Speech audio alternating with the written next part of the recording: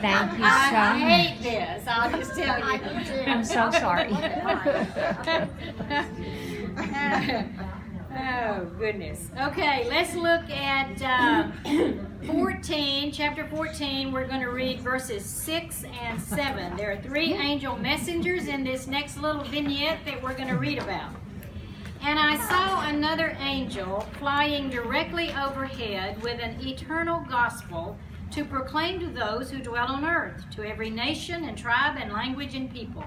And he said with a loud voice, "Fear God and give him glory, because the hour of his judgment has come, and worship him who made heaven and earth and the sea and the springs of water." Now, I want to tell you something about this angel, where they're flying, before we get started into what their messages are. I looked up that flying directly overhead. What does that mean? It means that we can see them. It means that the people on the earth are going to be able to see these angels flying. It's actually sometimes translated mid-air, sometimes translated mid-heaven. The word is Masuranima. It's the point where the sun reaches its apex at high noon. But people on the earth will be able to see these 3 angels. But here's the neat part. They are beyond the reach of Satan and Antichrist and all his demons, because they're in the heavens. And guess who got thrown out of the heavens in chapter 12? So they can't be stopped.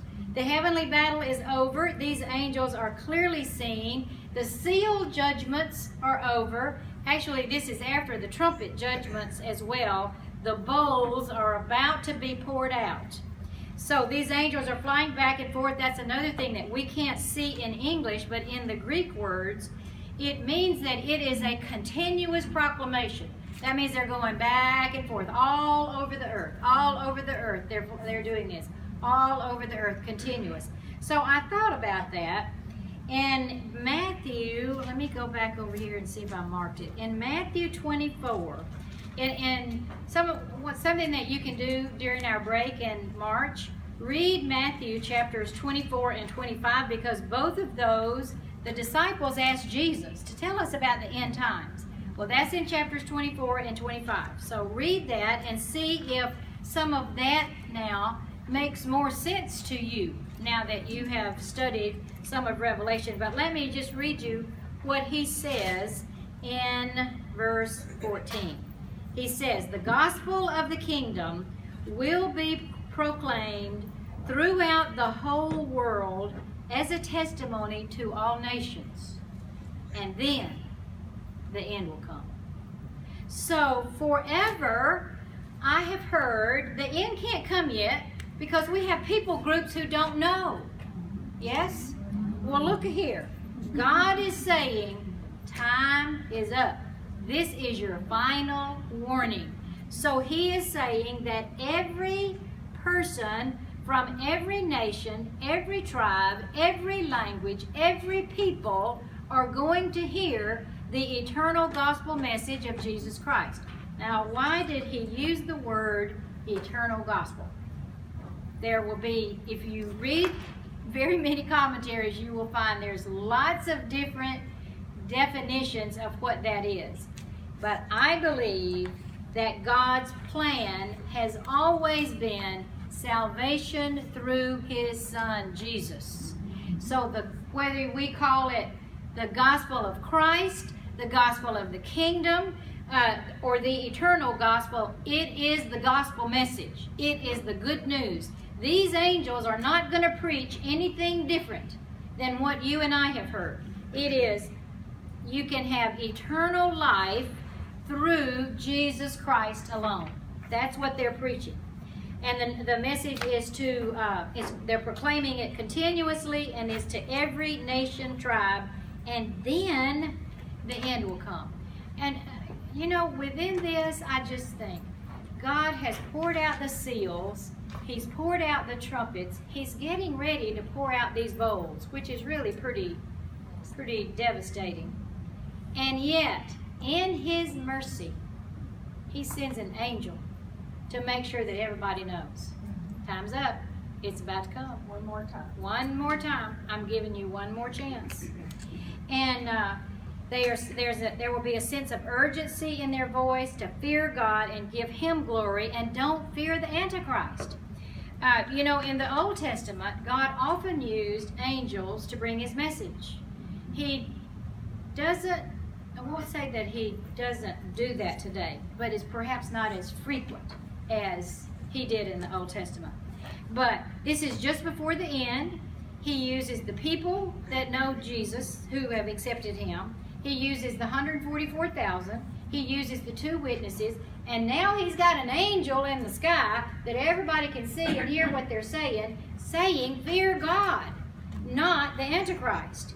So they're making sure that everyone has another opportunity. Your opportunities fade fast, though. Okay, let's see. Eternal purpose of God is for us to worship Him and to glorify Him. You know, that is something that I don't think we do a good job of teaching and preaching even to ourselves, and certainly not to our kids and our grandkids.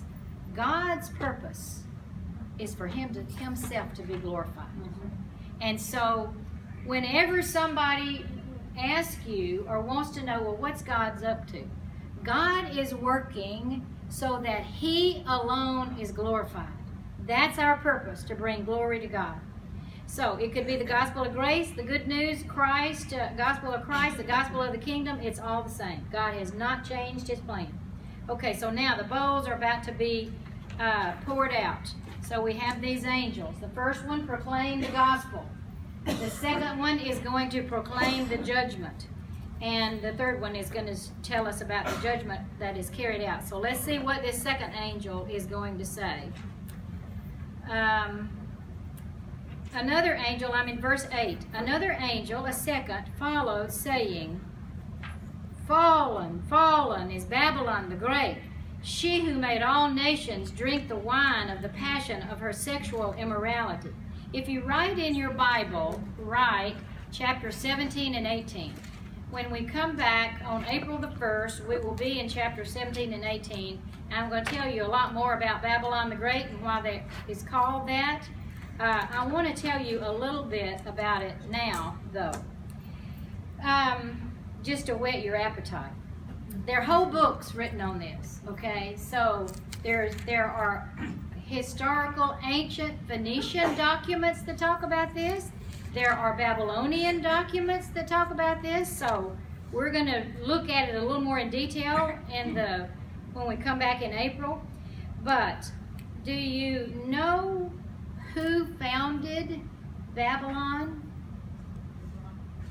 Nimrod did. And you know who Nimrod was? The grandson of Ham. He was the great-grandson of Noah. But Nimrod hated God. Now, so that is why many people believe the 144,000 will stay on the earth for the children and the grandchildren and the great-grandchildren of the people who did believe Jesus when He returned to the earth and set up His millennial kingdom. But our kids and grandkids and great-grandkids don't necessarily want to follow what we follow. And Nimrod certainly did not. He was the one who organized people to build the Tower of Babel. And it was really one of those like Zuccarets, you know, like one of those kind of things. He organized a false religious system because he realized we had to have something. He had to have something that people would worship. People wanted to worship something. And he did not want them worshiping God, so he established a false religious system. Now, when you look at what he did, Babel was, of course, when God came down, He saw what they were doing. He confused their languages. They knew a little bit, every one of those people who were helping to build that tower at Babel, they knew a little bit about the religious system that Nimrod was establishing. His wife was named Semiramis, and she was a priestess. And they had all these sexual deviations that went into this worship that he established in this system that he's opposing God. And so when God confused their languages, and so they went out, they found other people who spoke what they did, and they went out and populated the earth, guess what? They took that rebellion with them. So those false religious systems that Nimrod started at Babel became false religious systems in, let's see, in Phoenicia, it was Ashtaroth. In Egypt, it's Isis. In Greece, it's Aphrodite. And in Rome, it's Venus. Now, this priestess, Semiramis,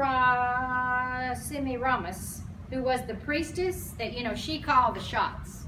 Women usually do, you know.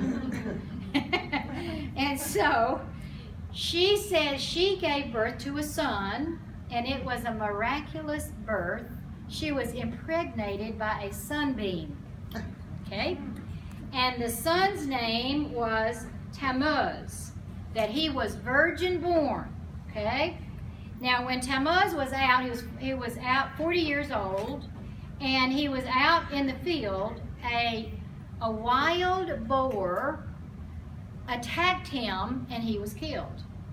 So Semiramis began to weep and mourn and prayed, and she denied herself certain things for 40 days, and supposedly in 40 days he was raised from the dead.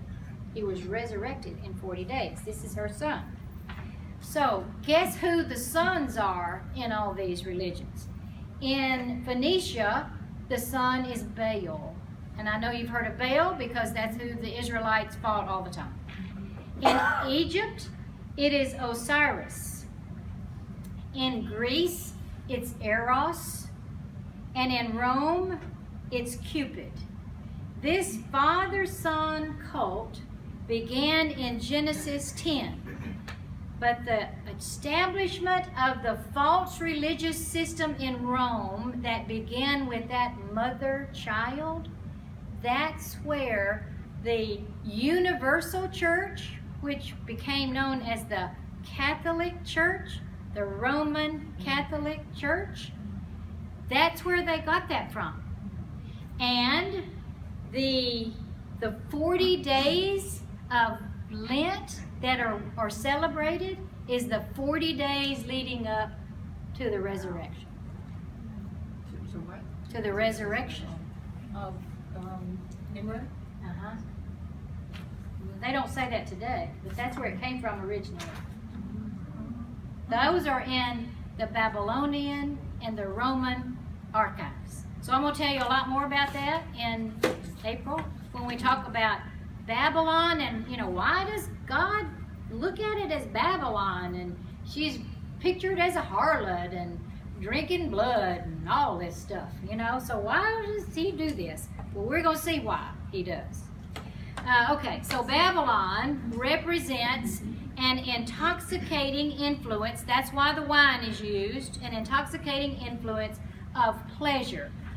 Life was supposed to be 100% pleasure, always, okay? So, the wine of her passion is sexual immorality, and she intoxicates and deceives the whole world. And it says here that where it says, she who made all nations drink, that verb is a pretty strong verb, that where she made, it means, I mean, today we would say, like, they are in my face, you know. I mean, you got to do this. This is something that you got to do. You know, it's in your face. Deep force that was on people in order to do this. Let's see. So we're going to study about that a little bit more later, because it's just one sentence here. But this is judgment. The second angel is proclaiming that judgment is about to come on this earth, and that's Babylon is fallen. Okay, the last one is the third angel is the judgment of God. Actually is getting poured out. And this is, let's see, we're in verse 9. Another angel, a third, followed them, saying with a loud voice, "If anyone worships the beast and its image and receives a mark on his forehead or on his hand, he also will drink the wine of God's wrath." The word "also" is there because he's saying, because you drank the wine of the priestess of Babylon, or the Babylon the Great, because you drank the wine of that harlot, now you're about to drink God's wine, okay?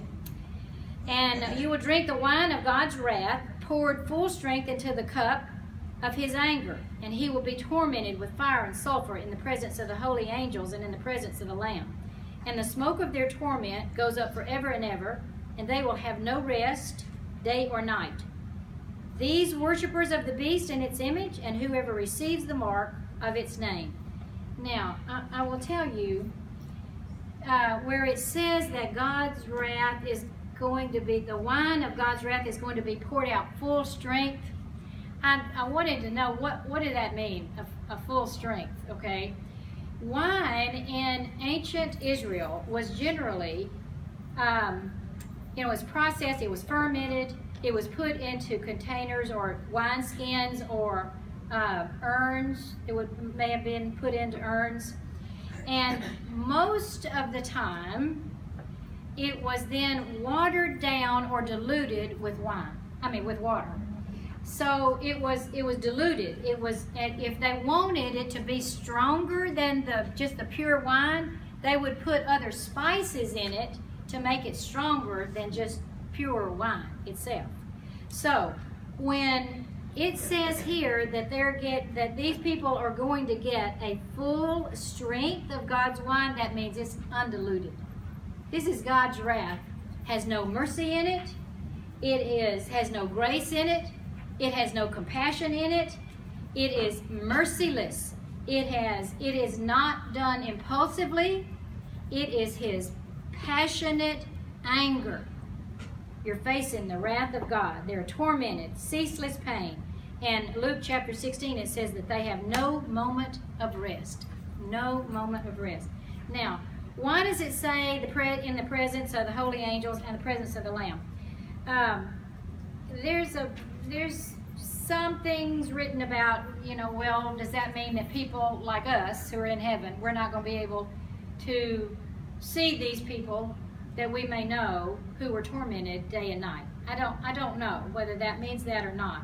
What I do know is that this is a reference to God's omnipresence. I mean, where can you go away from the Spirit of the Lord? He can see even into the depths of hell. So he sees this. So I think it speaks to his omnipresence. I don't know whether you and I will be able to see these people in torment or not. I hope not, but who knows? It doesn't say.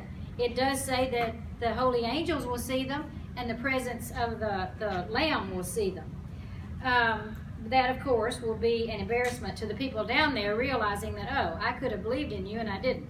Well, let's see.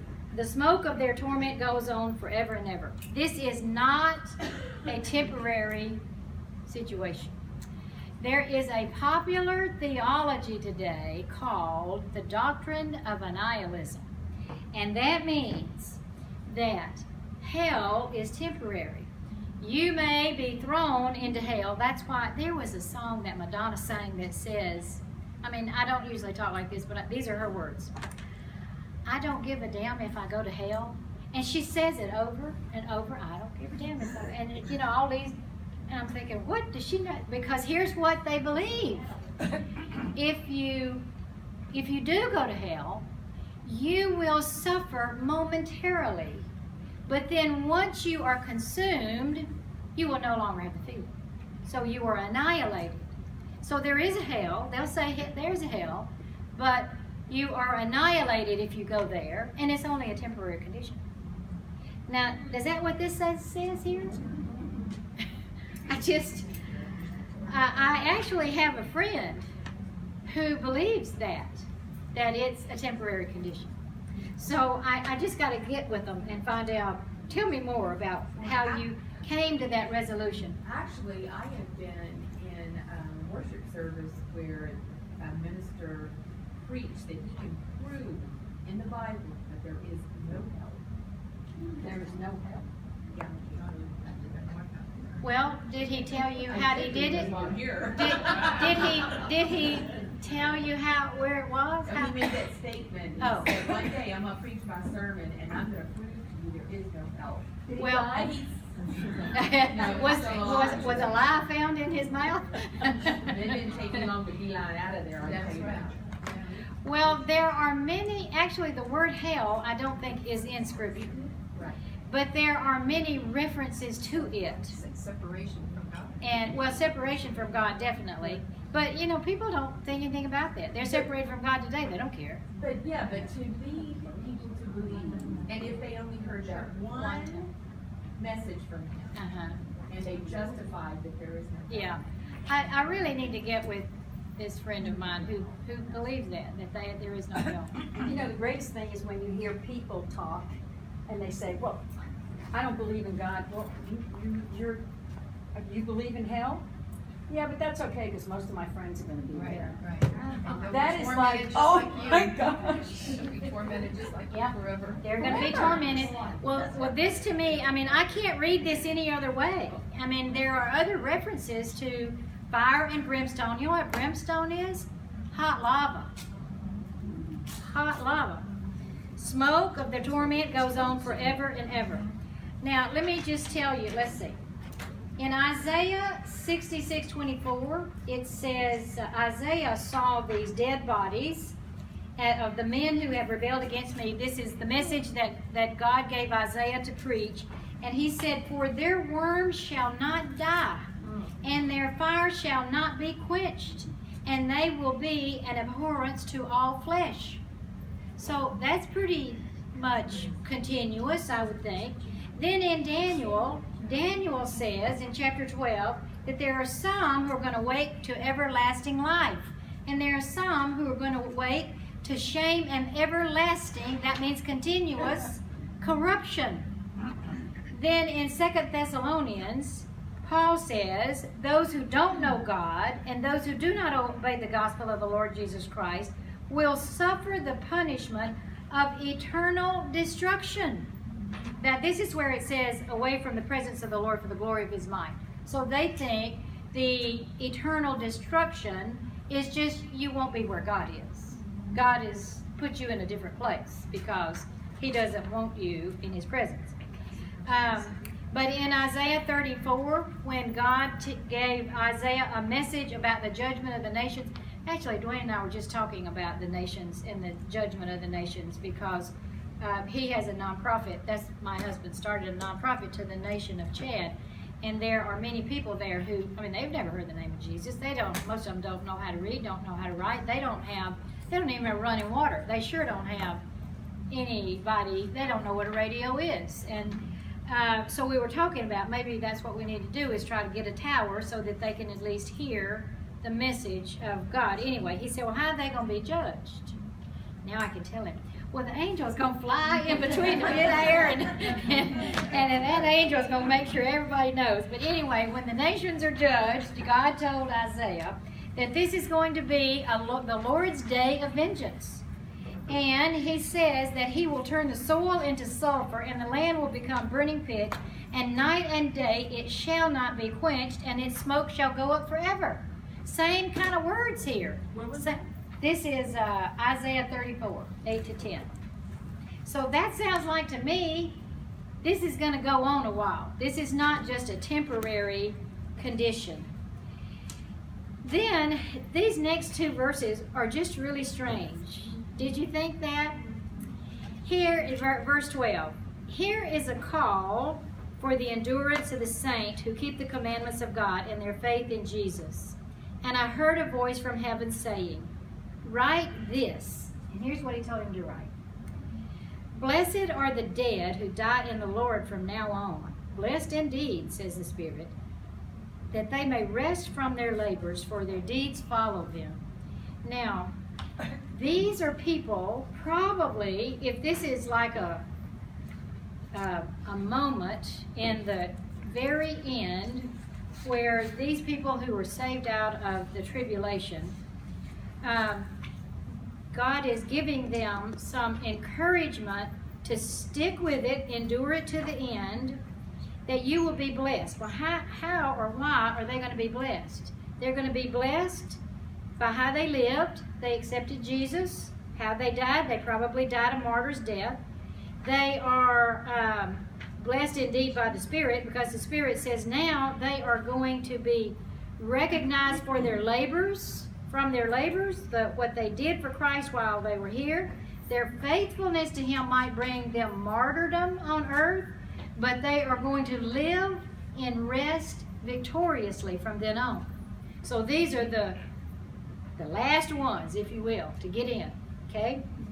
So that I just thought, isn't that in the middle of all of this horror that we're reading about, God says, oh, but there's this group over here that's going to be blessed. Yes, ma'am? Oh, I thought you were raising your hand. No, sorry. Okay, I thought maybe we might need to get up, but we only have 25 minutes, so can I keep going? Yes. Okay.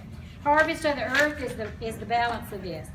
Then I looked, and behold, a white cloud, and seated on the cloud, one like the Son of Man, with a golden crown on his head, and a sharp sickle in his hand. And another angel came out of the temple, calling with a loud voice to him who sat on the cloud, put in your sickle and reap, for the hour to reap has come, for the harvest of the earth is fully ripe. So he who sat on the cloud swung his sickle across the earth, and the earth was reaped. Now, who is this sitting on the cloud? Jesus. It is Jesus. Remember what I told you about crowns? Victorious. The victory. And he has a diadem crown. So he is a king. This is King Jesus. Now, some people say it's not Jesus, and the reason that they say it's not Jesus is because this angel comes out of the temple and says, well, go swing your sickle on the earth. The earth is ready, ripe for harvest. And that an angel is not going to tell Jesus what to do. But I told you what to look up. Did you look it up? Yes. And what did it say? Only God the Father knows. Not the angels, the day and the hour, no one knows. Not even the angels in heaven, not the Son, but the Father only. So it was time. God the Father knew it was time to reap the earth. So he sends an angel. Notice it comes out of the temple. He sends an angel to tell the Son, Jesus, the Lamb, it's time. And so Jesus swings his sickle and he reaps the earth. Sickle is an instrument of harvest. These are two agricultural pictures that John gives us here. And I liked this one. The reason I liked this one is because in Matthew, where he talks about the wheat, that Jesus plants the seed, you know, the disciple, he had a long thing about the parable of the sower, and then somebody comes along behind him and throws these seeds out, and so they ask, well, should we pull up the weeds? And Jesus said, or the man, the owner of the farm or whatever, says, no, let them grow up together. Remember that parable? And so then they came and asked him, what does it mean? Well, Jesus said, I am I'm planting the seeds, I'm sowing the seeds, and the one who came after me to sow these seeds is the devil.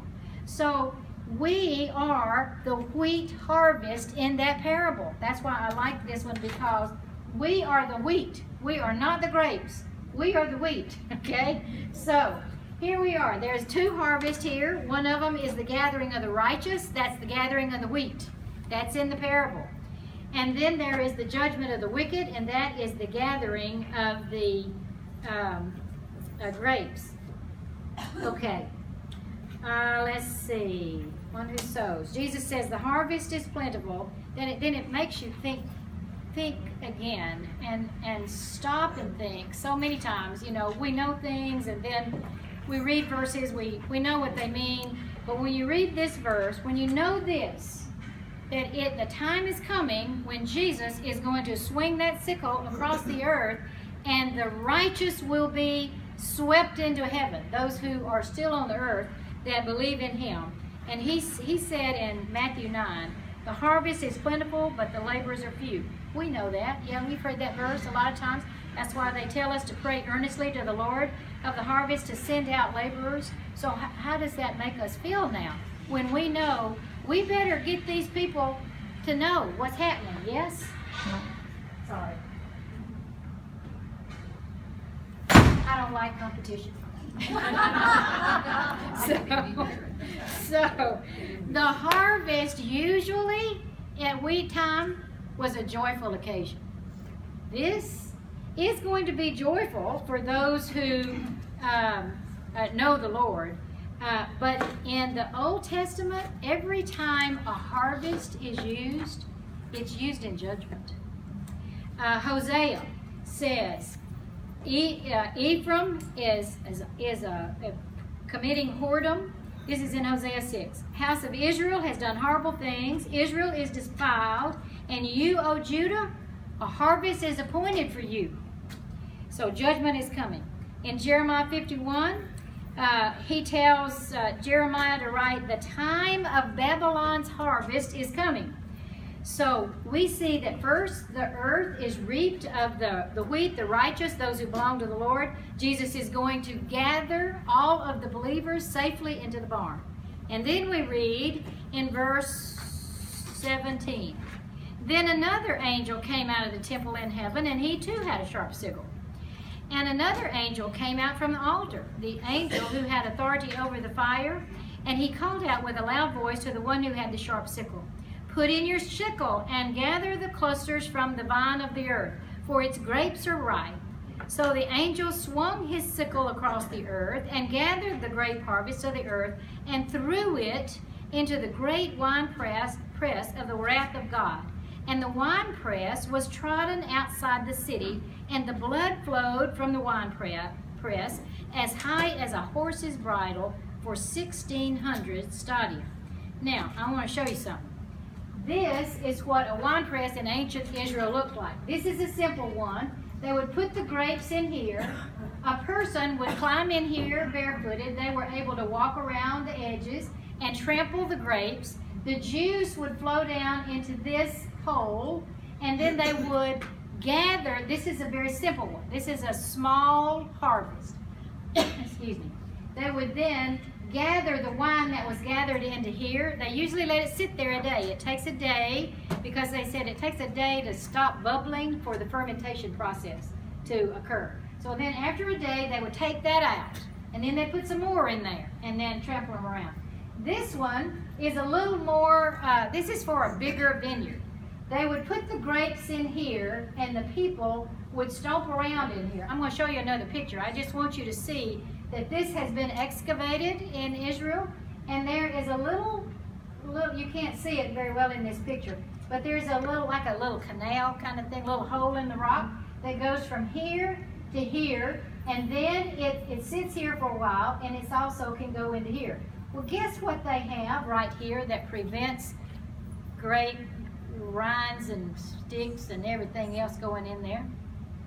They have like a mesh made out of grasses, so that only the wine can flow through this into here, and then really make it stronger, let it flow it into here and let it sit. Now when it stops bubbling, it's ready.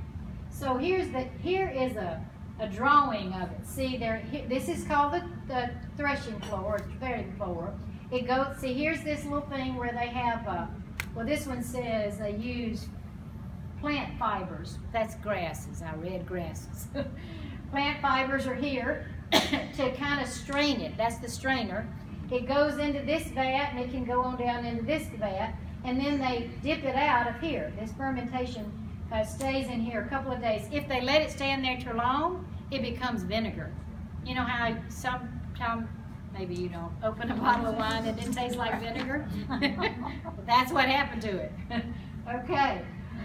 Okay, here's what it's going to look like. The winepress of God did not come from the juice of grapes. It is from the blood of the people. These are the people who did not accept God's gracious offer of mercy and grace. The blood flowed as high as a horse's bridle. We're going to read about this, how the vultures of the air are going to come and pick off the carcasses. I mean, yeah, it gets pretty graphic in 17 and 18 and 19. But you know how this 1,600 stadia, that's almost 200 miles long. Yes. I mean, it is every person on the face of the earth who did not believe in Jesus Christ is gathered up and put into that winepress of God. Now, where did this occur? Outside the city. Most people think it would be right outside of Jerusalem. I want to read you something. Let's see. What did I write? So 1600 Strata is 200 miles? It's actually 184, I think. 184. Almost 200. I read in the commentary that it said roughly the length of Israel from north to south. Wow. Wow. Let's see. Zechariah, I want to read something. The Lord gave Zechariah this vision, this prophecy about his coming day, the coming day of the Lord. And he said, "Behold, a day is coming for the Lord, when the spoil taken from you will be divided in your midst. For I will gather all the nations against Jerusalem to battle, and the city shall be taken, and the houses will be plundered, and the women will be raped. Half of the city shall go into exile, but the rest of the people shall not be cut off from the city. Then the Lord will go out and fight against those nations, as when he fights on the day of battle. And on that day his feet shall stand on the Mount of Olives that lies before Jerusalem on the east. And the Mount of Olives shall be split in two from the east to the west." God is going to come and fight for Israel. He's going to do that before this reaping. But there is a time that God, when Jesus comes and puts his feet on Mount of Olives and is split in two, God is going to come and fight in the Battle of Armageddon. Tammy, where is that? Zechariah 14, 1 to 5. This one is another, God gave these Old Testament prophets a lot of visions about his day, the coming day of the Lord. Let the nations be roused, and let them go up to the valley of Jehoshaphat. That's the valley right outside of Jerusalem. For there I will sit in judgment on all the surrounding nations. Rush forth with the sickle, for the harvest is ripe. Come, stalk the grapes, for the winepress is full, the vats overflowed. Indeed, their evil is great. Great crowds are in the valley of decision. For the day of the Lord is near, the valley of decision. Violent thoroughness of God's wrath. We really, when you think about it, and people that we know who don't know Jesus, we really should tell this story with tears in our eyes. For these people, this is a serious calling for us to tell the world that the day of the Lord is coming, and he is coming soon. I wanted to tell you about this because sometimes you just wonder, I know our world is getting way out there. But there are people who live around volcanoes. When I was thinking about what is brimstone, and I looked up to see what is it exactly, and it's that molten lava. There are people who live around Mount St. Helens in Washington, and there are people who live around Mount Rainier, and those are the number two and number 3 most dangerous volcanoes in America. And some of them live at the base, right up next to it. And they don't recognize that, of course, I guess the number 1 is that that volcano that's in Hawaii that erupted last summer. The people think that they'll have time to get out. And what we need to be telling people is that there is a day that molten lava is going to be poured out from God. And there won't be, when the angels fly, that will be the last time that they will have an opportunity to get out of the way of that molten lava. So we need to make sure that we are ready and that we tell our friends and our loved ones so that they are ready when God decides that the earth is ripe. It's time to send the sickle upon the earth. Okay, we now got to sing this song. Yes? Yeah. Because we have 20 minutes. It's not gonna take that long. Okay, That's good. fine. No, not 20 minutes. I mean, we have 10 minutes. Oh. Because it's 8:19. So we have to be out of here at 8:30. I don't want the Klein School District to be upset with us. So we gotta be out of here at Moving 8:30. it though, right? I'm moving it, yes. Okay. Okay, you're gonna start it? Yeah. You wanna stand up and sing or not? Sure. Y'all wanna stand up and sing? Just stand up where you are.